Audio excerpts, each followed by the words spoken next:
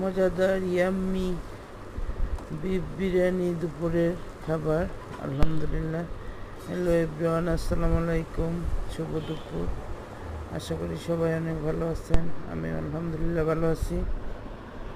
দুপুরে রান্না করলাম বিফ বিরিয়ানি, দেখতেও ইয়াম্মি, খেতেও ইয়াম্মি।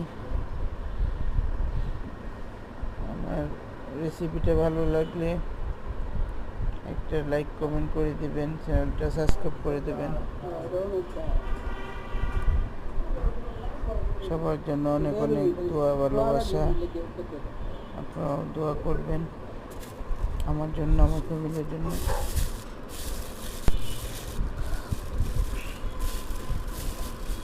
সবাই অনেক ভালো থাকেন। আল্লাহ হাফেজ।